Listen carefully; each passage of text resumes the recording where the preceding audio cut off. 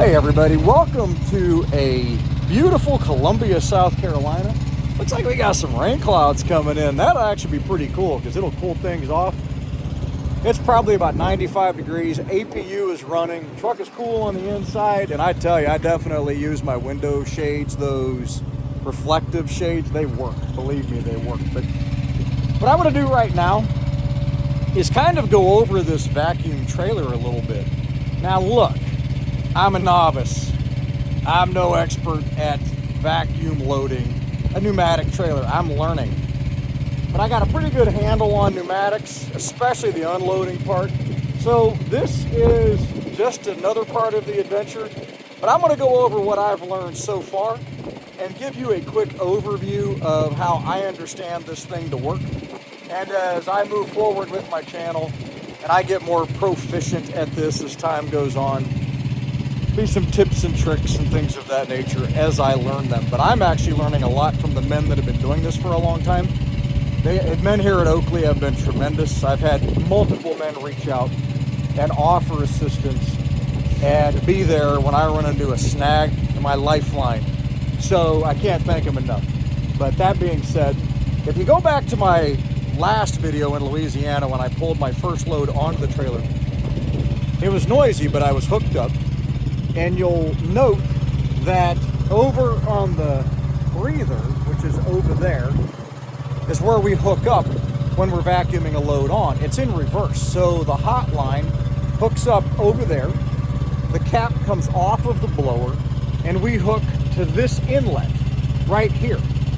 And that will reverse the product or reverse the airflow coming the other direction, and it evaporates or evacuates out of the blower exhausts and pulls it in reverse.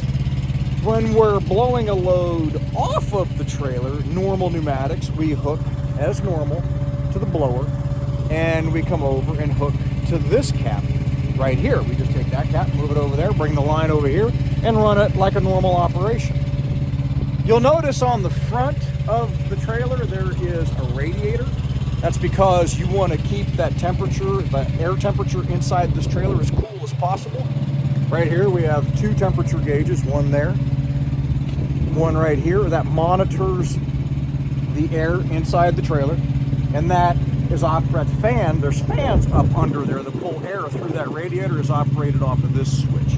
And whenever we're unloading plastic, we flip that switch to get those fans going and monitor our temperatures, because the enemy of plastic is heat. Heat and moisture, I guess. Moisture for sure in any tank, but heat, because you melt that plastic, you're going to have a real mess. So you want to keep that temperature down. The controls, very similar to a regular pneumatic, with the exception of no aerators. Those are the vibrators that are on the bottom. We have our traditional blowdown, which evacuates all of the air out of the tank if need be. And we have top air. And that pushes air from the top down to assist in unloading. But you'll notice no aerators. Why no aerators? Aerators generate a lot of heat. And when those things are chattering down on the cone, you can just feel the heat coming up off of them. And again, the enemy of plastic, which is what is mostly intended to be hauled in these, is heat. So you certainly don't want that. When you get to the bottom line of the trailer, you'll notice that we have these clamps right here, and there's one back here on the T. Those clamps come off if you flip this lever right here. There's right here, you flip this up, this lever comes out, this whole T drops. It swivels down, and this whole valve assembly pops out. That is to allow for full cleaning and inspection for pellets and debris that may be in that line or that T. When they do a full conversion wash, which I just did, this all comes off, and this whole thing gets washed separately. I'm telling you right now, this is the first time I've ever broke the whole bottom down after a conversion wash to make sure it was clean. And I can see where you could lose 20 pounds doing this job. It's a workout. I had just drenched with sweat. I took a second shower, like I said. So I had one shower early this morning and a second shower here at the Petro a little bit ago to clean up.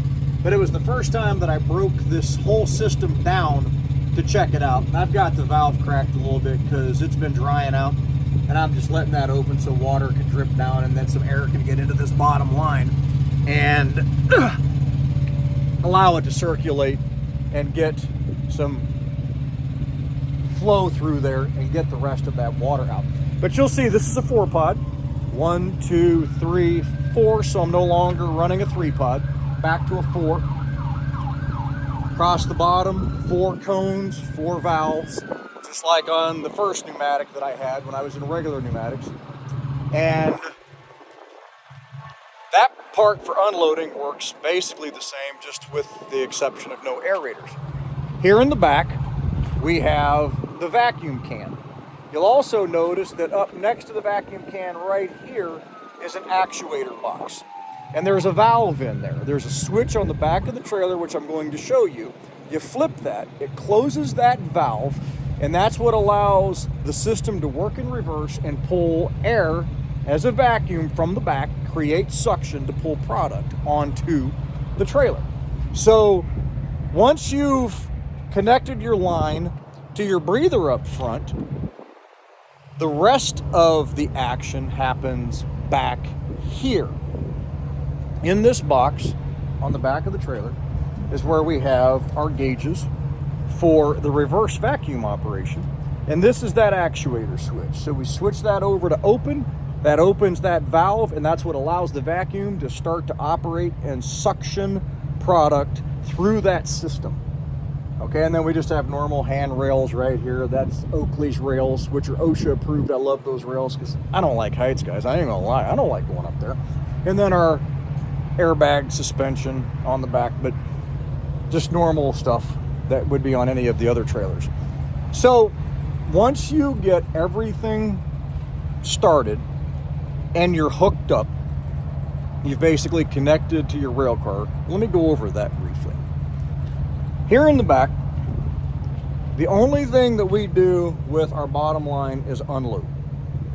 My understanding, it just unloads through the bottom. You don't suck anything in through the bottom line. And by the way, that cap is off again because I'm letting it air out and dry out. I'm letting air circulate through the trailer and dry itself out because I'm going to be here till Monday morning. These are stingers right here, long and short. The short stinger goes right back to pod number 4. That's where it stops. It's a tube that goes up into the trailer and stops in the back at 4.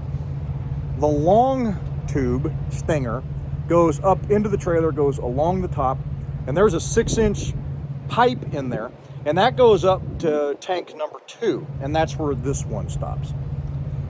In this box right here, you take out this 6-to-4 adapter. I'll tell you about that here in a second. In this box, there is a 6-inch flex steel hose or line that's in there, and that is what connects to a rail car. There's a rail car adapter in there. It's also 6 inches because on the bottom of a rail car, the hose or the hole that you pull product from is a 6-inch diameter valve or hole tube. So that's why we have this.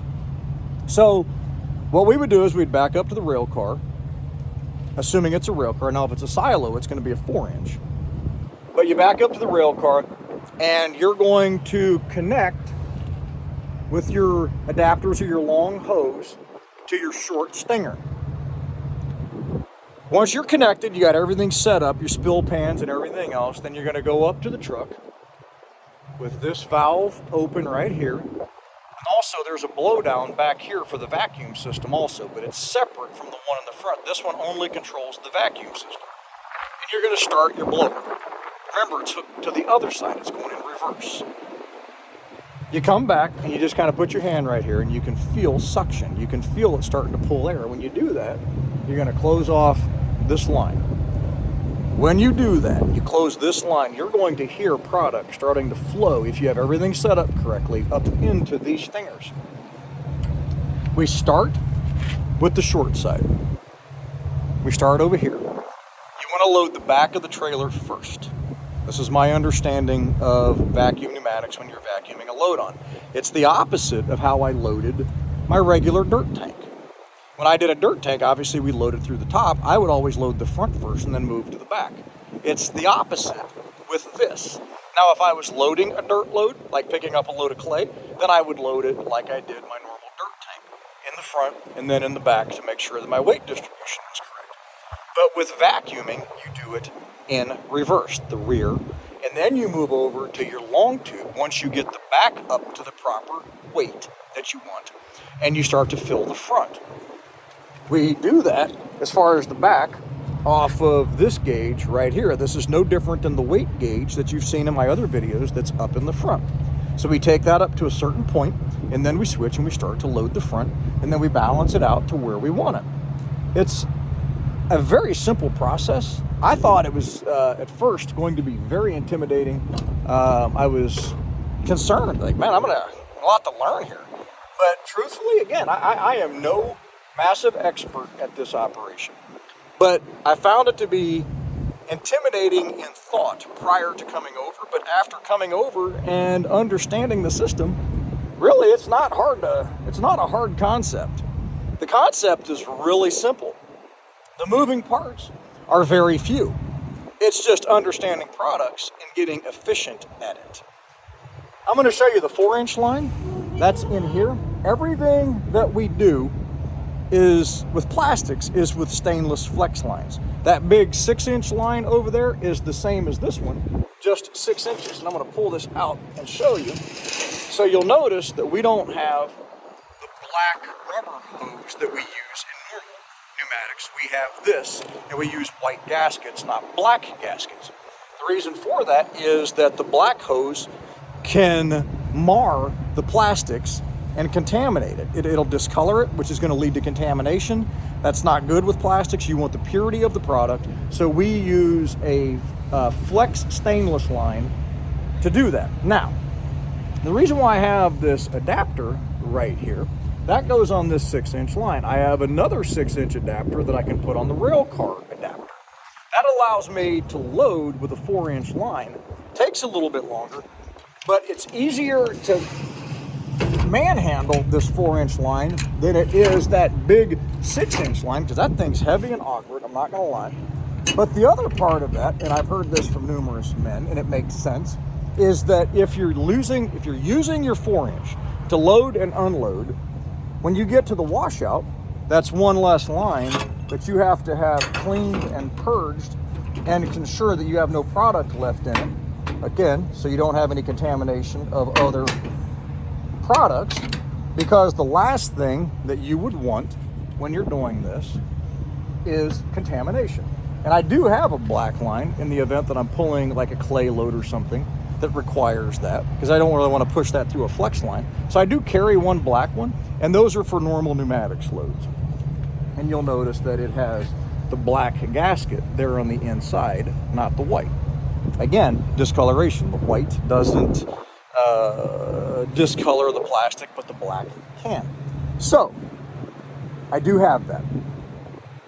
That is the quick and skinny on vacuum pneumatics operations. It's really not difficult. Doesn't take long to load, maybe an hour to pull a load onto the trailer, depending on how you're running your blower, which size line you're moving, etc. Now, obviously, getting there, getting set up, getting started, getting everything done for me takes me a little longer because I'm very new to this. But one of the men that loaded behind me was loaded and gone, start to finish, in an hour and 20 minutes in Louisiana the other day. Took me 3 hours because I'm a newbie. But he was done and gone in an hour and 20 minutes. That's phenomenal. At 79,500 pounds.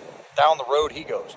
And that is what's really cool about this. Once you get efficient, you can load and unload yourself. You're not relying on anyone else. You can get things exactly where you want them. You have no one to blame but yourself, good or bad, if something doesn't go right. And I'm actually enjoying the heck out of it. It's going to be a good adventure for me, and I am digging it. On that note, look for more content. Come along with the journey. Come with me on this journey. And I appreciate everybody that has subscribed. I appreciate everybody that's watching the channel. Thank you very much. Current, new subscribers, all subscribers. If you haven't, I would ask you kindly if you could hit that subscribe button, hit that like button.